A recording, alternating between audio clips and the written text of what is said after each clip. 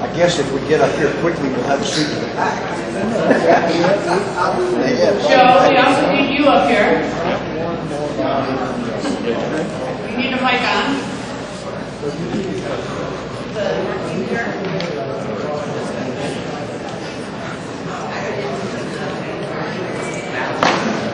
And we're missing quite a few hosts. Did you want to volunteer for that?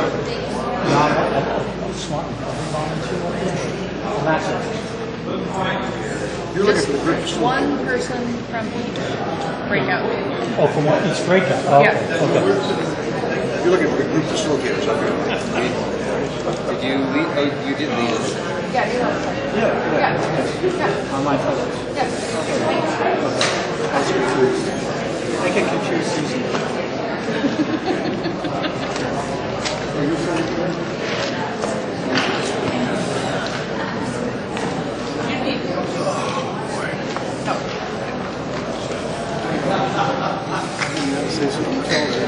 We need a representative, I think, from the new facilitators host breakout. Awareness exercise. See that? Am I dancing? We need Cynthia Moore up here. Yes.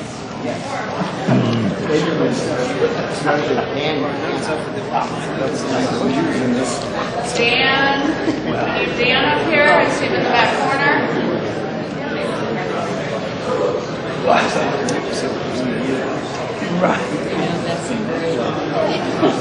Guy, make sure you get my best side. Turn around. Molly Larry. Oh, you want me up there? Yeah. You Yeah, hosted a don't breakout. trip on the cord here. Caution. Okay, I'll be careful. Hank's doing it? Okay. Oh, no, you can stay. Hank's going to do it. We need some gender diversity up here. Yeah, you want to, So you were there, well, you were there for the second. Where's Susan or Noni? I can't, I am deaf. I am, you know, this is news to me. In this room, I cannot hear a thing. No, hey, no, by all, no. You're the expert. we would prefer not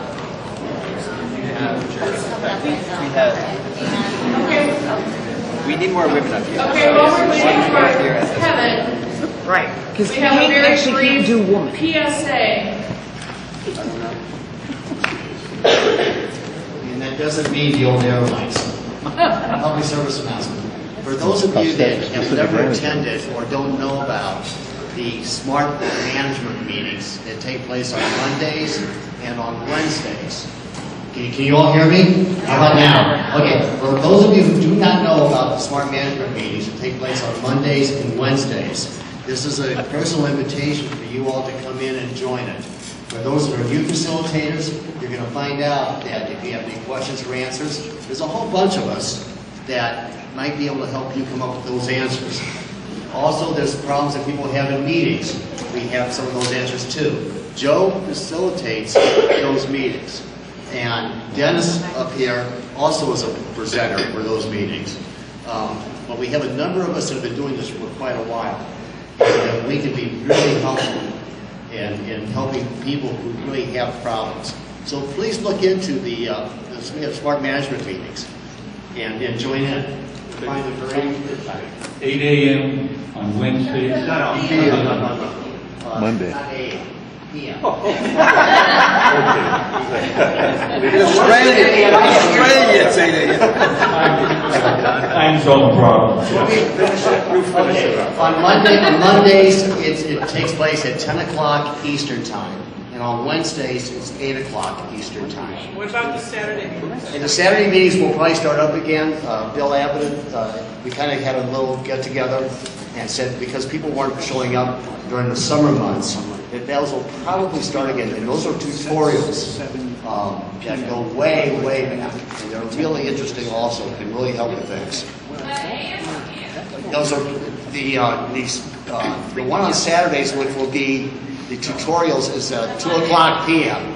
The other meetings are p.m. It's 10 o'clock on Mondays, Eastern Standard Time, and 8 o'clock Eastern Standard Time on Wednesday, p.m. They're both in the evening. They're both p.m.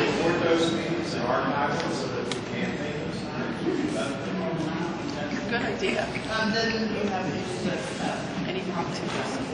There are confidentiality issues with recording them. Did you just volunteer to record the meeting that makes them available? Yeah, but there are confidentiality issues. Really? Okay. And they're announced on SmartCal, and you can plug in on GoToMeeting. They're also on the website. Okay. You put in GoToMeeting on the website, and there'll be a number you can plug in. Okay. Plug in GoToMeeting. No. You can download it on your computer, GoToMeeting, and from there you can plug in the code to get in. Actually, I just want to interject. I think what Hugh was referring to is what you said yesterday, that it was the tutorials that he was interested in having. Recording the tutorials. It might be possible to record the tutorials. We can look into that, definitely. Okay. All right, without further ado, we are going to move to the panel discussion of our breakout sessions. And first, let's just give a hand to all of the hosts of these breakouts, and note that not all of them are up here, so the ones who aren't up, the co-hosts, can you stand up too? Raise your hand.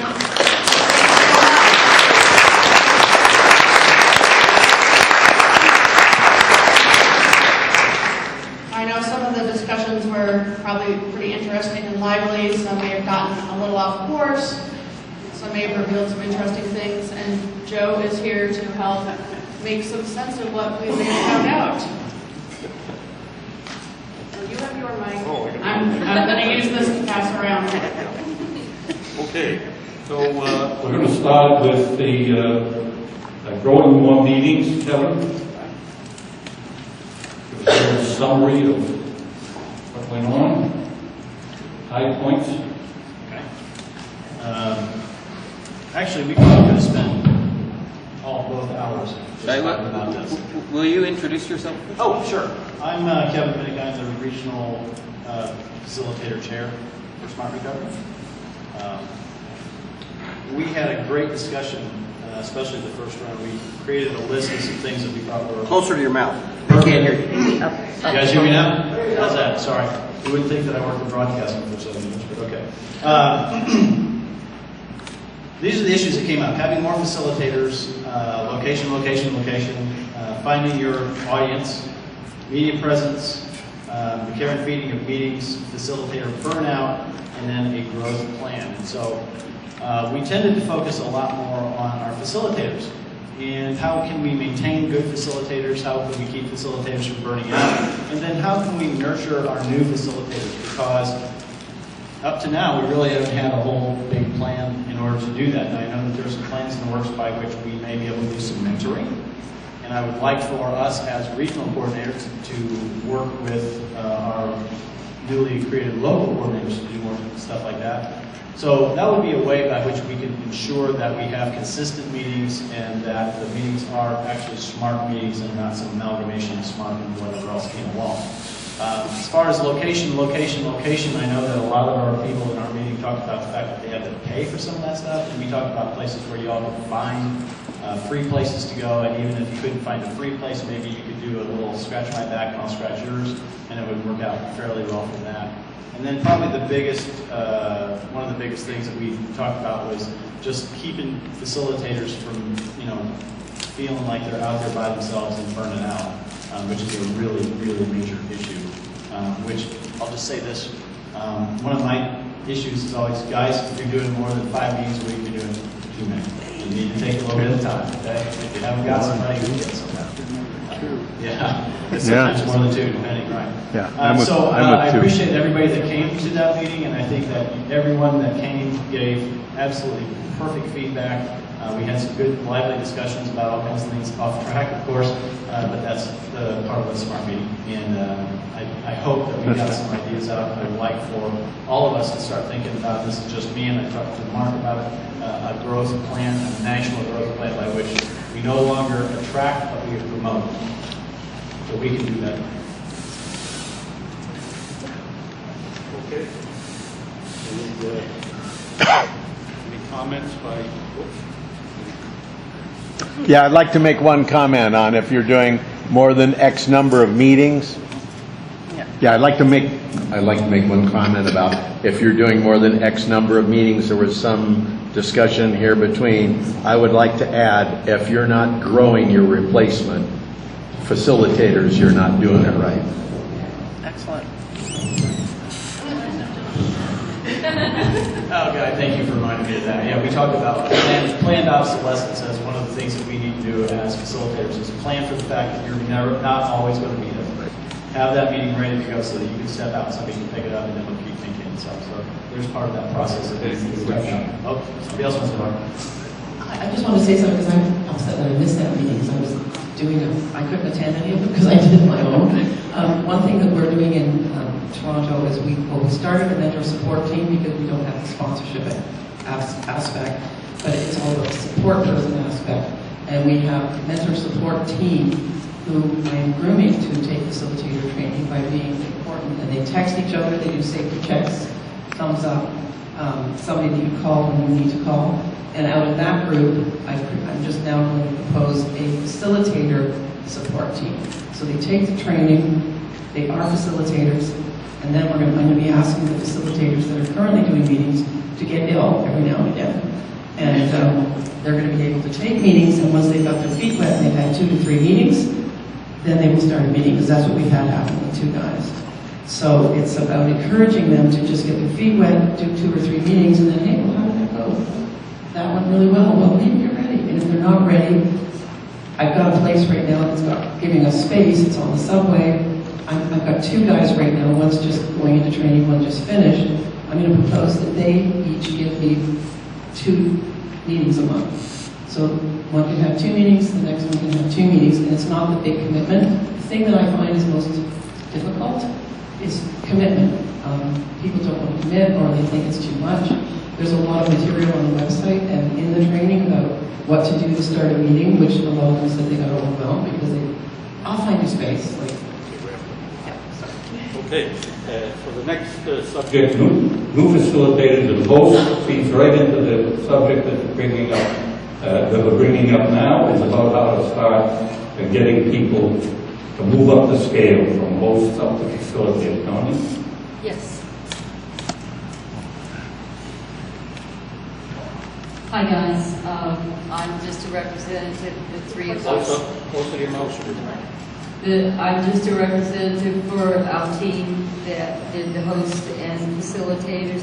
I think in some ways we learned as much from the participants as hopefully they learned something from us. It turned out to be pretty much what we wanted it to be. We, of course, had it scripted because we think we do everything perfectly. And it did not go according to script, which was much better. So much has been said already about how meetings, what facilitators need, and so forth. And one of the things that we heard in both of our sessions was that new facilitators / hosts feel very alone in the beginning. And I found that important.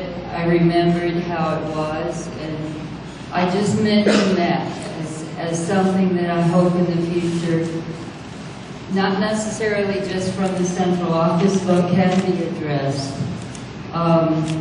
We've made a point in Tucson, I know you're tired probably at this point of hearing about Tucson, but the fact that we have the camaraderie of a peer group working together, it has made such a difference in the way we handle ourselves and our meetings, and we keep it as, I call it the dessert of what any of us do, because we know we do a lot of work outside of the meetings as well. But the meetings themselves can become such a joy if you don't have the burden of, oh my God, I can't go on vacation next week because. What did I never got my notes for exactly what we learned. I think most importantly what I said earlier about that sense of loneliness, I had forgotten about that, and it's important. We did some board work. We talked about mindfulness a lot because we think it's more than just a tool. We think it's one of the great futures of recovery. I call it good brainwashing. And it seemed that all of the people that came to our sessions were very interested in it. That might be because I was playing a mindfulness tape when they came in, and then it helped. That's about it for us. It was just really a pleasure to do something like this, to see just the energy in the room. It felt very good. Thank you. Okay, thanks. I just want to mention that on smart meeting management, about a month ago, a facilitator mentioned a technique of downloading the host menu and the discussion points, which are fit on 2 sheets of paper, and handing it out to two regular members and saying, if I don't show up at the meeting, you can read this script and introduce the discussion points. And I said, why didn't I think about it? And then, even if you haven't taken the host training, you can do that function in the situation. Now, some of these situations are urban situations where you can build up a big network of people, but for somebody out in a small town in the country, that's not going to be viable for a while. So this other technique might be a very useful one for you. Okay, online focus. Dennis? Hi everybody, my name is Dennis Rosenfeld. I ran the online focus with my co-host, Drew Cooper, in the background there. And what we did was we asked questions, what would you like to know about the online focus? So they came up with a couple of questions. One was like, what was the online focus, what was online all about? So it was kind of surprising that some people didn't know what we had offered in online, so we went into a discussion about that. Another one of the questions was, what is the process to become an online volunteer? And we explained that. And the other question that we had was, where are online meetings going in the future? So the way we explained it, we talked about all the resources that Smart Recovery had, the journaling, the forums, the 24/7 chat, the online meetings, and the different kinds of online meetings, the discussion meetings, which were like 60 people allowed in that meeting, the general meetings, we capped them off at 35. The difference between the two is the 35 person meeting, we actually did individual check-ins. The discussion, we just threw it out to like pick a topic, throw it at the top of 9/12, because we really can't do 60-person check-ins. We'd be like 2 hours into the check-ins before, and the meeting would be over. So we explained stuff like that. We talked about all of the different types of meetings, the tool time meeting, the introduction meeting, the SMB meetings, the medical and mental health professional meetings that we brought back, that was just going to be starting, and those are for licensed professionals, very, very confidential meetings. So we discussed those. We discussed the benefits of just having journaling and going to the different forums, because there are many forums that talk about subjects like not only alcohol, but also drugs, gambling, disordered eating, just about any kind of unwanted behavior. There's a focus group there where you can get support. And it's really, really nice that somebody just comes in off the line, not knowing what Smart Online is. It's like, hey, this is what we have for you. So we ran down the explanation of what that was. The next question was, how can I become an online volunteer? Now we do have 2 online volunteers, a chat room volunteer, Rachel, and a message board volunteer, Hudson, who help, explain what they do. But basically, besides the DLT training, that we all take to get smart fast training, we also have the training for online facilitators, which is a 12-week, give or take 12-week, depending on the competency and the confidence of the trainee volunteer that's going to be a facilitator. They run through different steps of the meeting under the auspices and guidance of a trained facilitator. So we explain that and how if you want to become more involved, this is what you can look forward to. The last question was, where is online meeting going? And I'm happy to say that we are in the process of transitioning into video type meetings, which will bring a whole new dynamic to our online meetings. And Rachel actually brought out that it's nice because when you can see a face, you're more involved with the facilitator. You're more involved with the other participants that are in the meeting that are supporting you and you're supporting them. So it's really a good synergy coming forward, and we're really looking for good things with the upcoming video opportunity to have these meetings. We will continue to have text meetings because some people just like to text. But we're going to be opening doors, and we're really excited and looking forward to that. So, any questions? Anybody? I think we're going to have to skip questions now and move on. So, okay. Next is going to be Cynthia Moore from Canada talking about family and friends. Okay, hi everybody. So for the family and friends breakout, we did around the circle, everybody said who they were, if they had a topic, how they came to be interested in family and friends, and what they wanted to learn. And we basically had some discussions about how to get, referring to Shane's question with Bob Myers, how do you get somebody to encourage their family members to come in when they're a loved one? So we touched on a few topics. One of the things that I did when my son was struggling is we always say leave a lot of materials around the house and put something really positive that anybody can learn from on the fridge. And that actually, after he got clean, 20 months in, I said, I left all that stuff around, did that make an impact? He goes, Mom, I read every one of them. So it does work. I waited to clean for 20 months to find out, so there's proof that works. Then there was some discussion about how to encourage growth, which came to what Kevin has said, and we threw around some ideas. One thing that I basically suggested to people is, I started a family and friends meeting 3 years ago when it was premature, and it didn't really take off.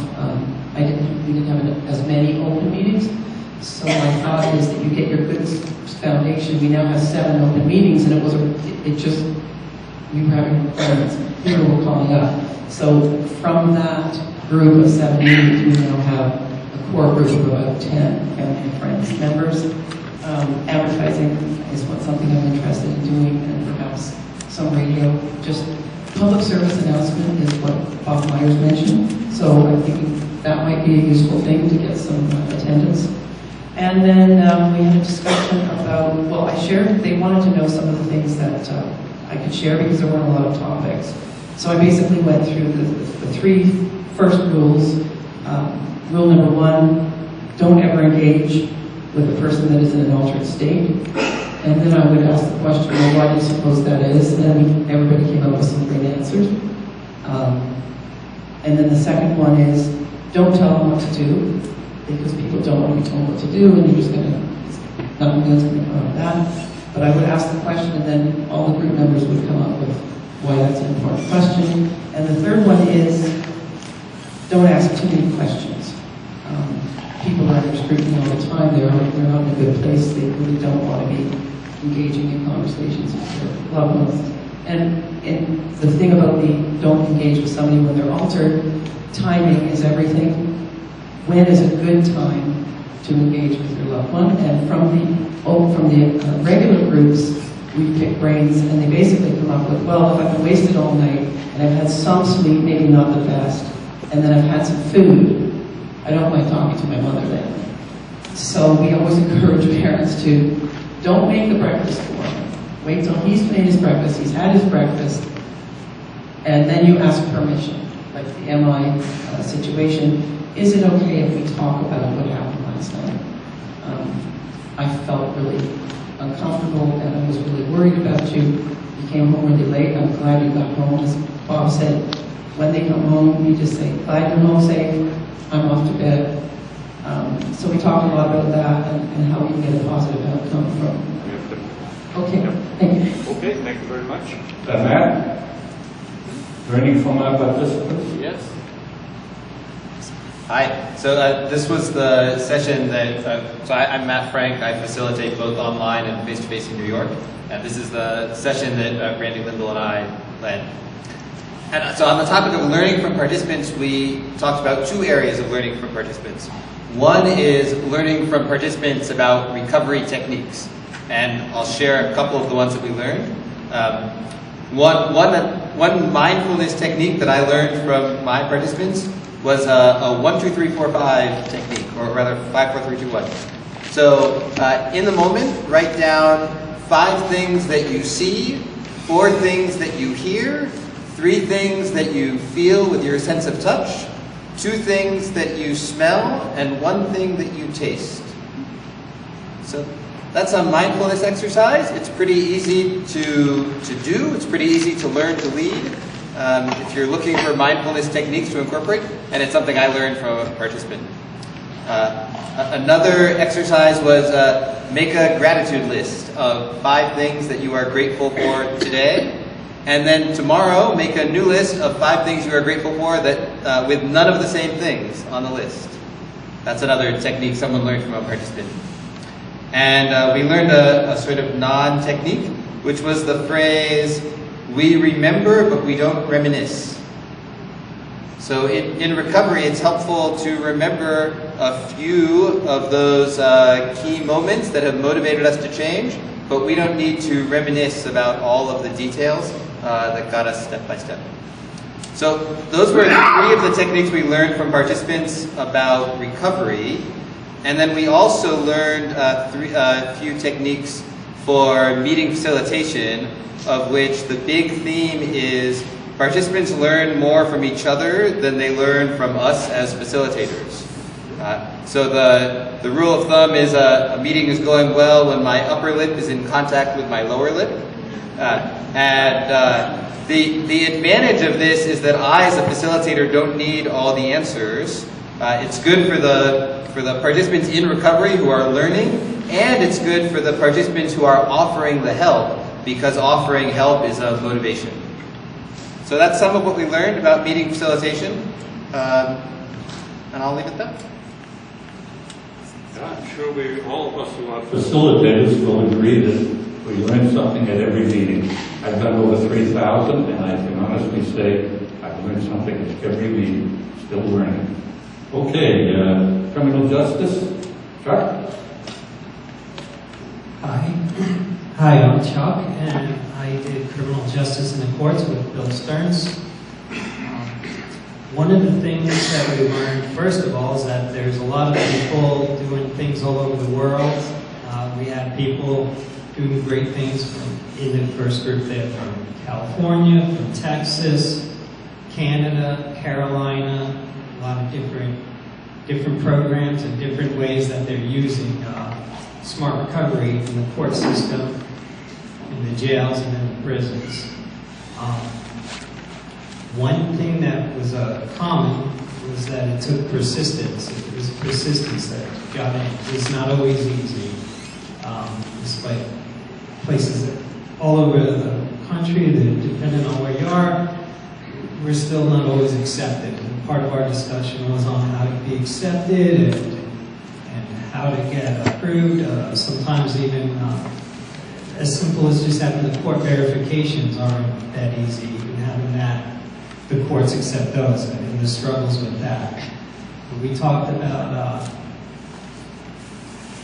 trying to get the new meetings in and kind of what would be our selling points for the court system. And some of the main selling points that we came up with are that we're religious neutral, we welcome MAT, medicated assisted therapy, and being evidence-based and science-based.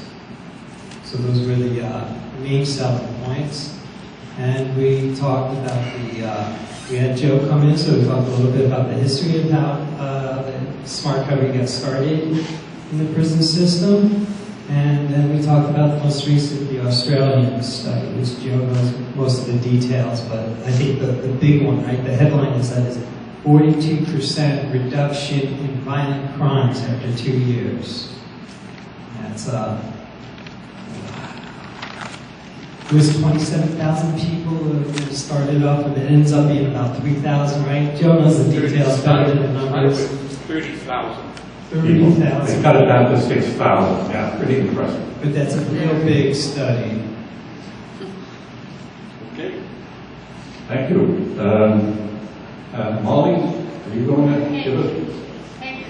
Oh, Hank is. Oh, I'm sorry. Okay. Molly was with me as well, but I'm the one sitting up here. So we were talking about professionals, and we had a wide range of people participating, from a physician psychiatrist to someone who said, well, I'm just a participant, but I want to find out what these professionals are talking about. So we covered a wide range. I think from our physician colleague, we're still not well known. Maybe we're well known in the physician recovery community, but not widely in the physician community generally.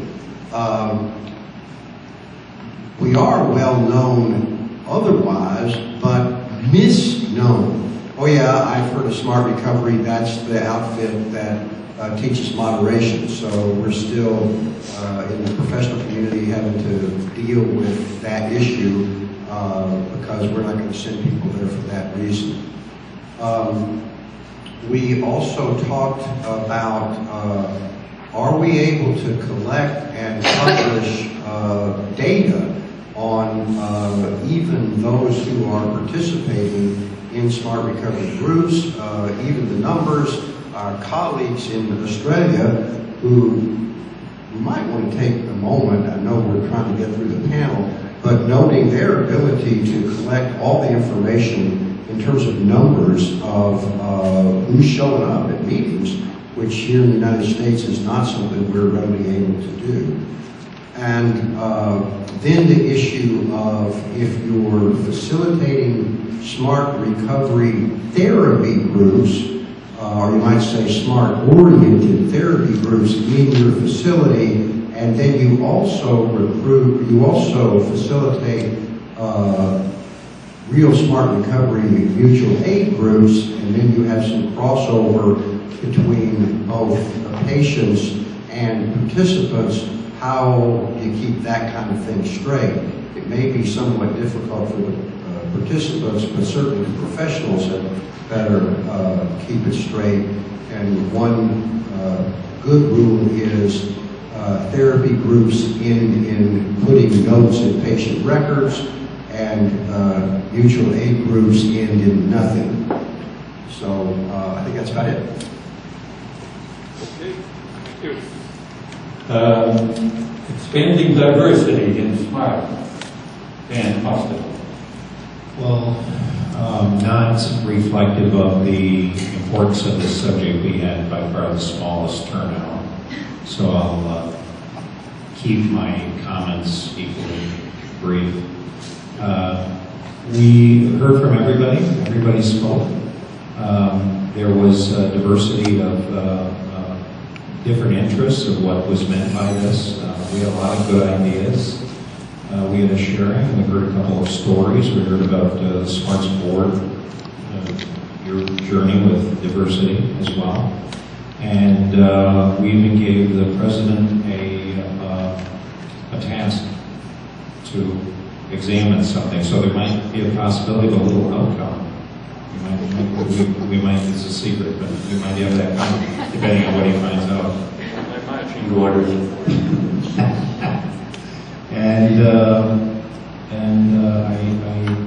I think that's it. It was great. Okay, thanks very much. And last but not least, Bill, from the talk about social media and marketing and PR. Hello? It is on? Okay, you can hear me. I was with Anna Marie Murphy. We talked about digital marketing. Mic up closer to your mouth. Closer to your There you go. We talked about just about every way imaginable we can make SMART known to everybody who needs to know about us and everybody involved in the addiction field in one way or another. We talked a fair amount about how to get in touch with the news media and how to go about doing that. That begins with finding out which journalists are actually covering your issues, and you can do that through Google searching or just paying attention to the local news and finding out who would be interested in your coverage and actually trying to follow up with them on a timely basis if they run an article about the opioid epidemic and you read it and you might want to see something they didn't cover, such as Smart Recovery being one way to help you people deal with opioid addiction disorder. That would be opioid use disorder, I should say. That would be one way to deal with it. We talked a fair amount about medication-assisted treatment as something that SMART can now start emphasizing as something we accept people who are on medication-assisted treatment at our meetings. Anna Marie is going to be blogging about that, so there's going to be a blog coming out that shortly. We encourage people to subscribe to the Smart Recovery blog. That is something that you can get on a weekly basis. We write new blogs every week, and you will find some of those blogs that are worth passing along to people who you think might want to know more about Smart Recovery. We talked about a lot of different groups that we want to reach out to make aware of SMART. That would be especially public health officials who are on the front lines of dealing with the opioid crisis right now and are finding out that the existing measures that are being used aren't very effective. Obviously, treatment centers, colleges, those who especially are offering programs for people who are trained to be social workers, addiction counselors. Community recovery organizations are another group that you might want to partner with, who often are dealing with people on Medicaid and people in poor areas, as well as very interested in sponsoring SMART groups. They're discovering SMART, and I think that's some place that we need to do some more outreach with. Drug courts, of course, court administrators, ER rooms,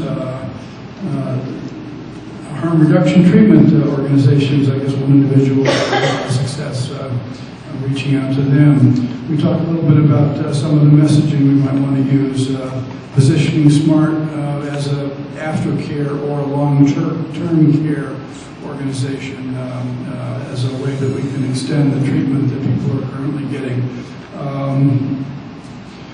As one way of thinking about how to relate to people, we looked at the term PR and had two ways of looking at that. That could be public relations or that could be personal relations. And both are equally important. As you're trying to reach out to people, you want to make a personal connection with them to the extent that you can. And then that can even involve meeting them face-to-face if possible, or even using a video of yourself if you're going to go online and try to make an impression. The written word by itself, which is, I love that, is not enough these days. So the visuals that you can provide can make a huge difference. There was a lot of very helpful ideas, and I appreciate the contributions of many people, and I think that just about covers it. Okay, thanks so much. And speaking of diversity, it certainly was a diverse group of workshops. I had a tough time making a choice. Thank you so much for facilitating these groups and providing a very informative summaries. Okay, thank you.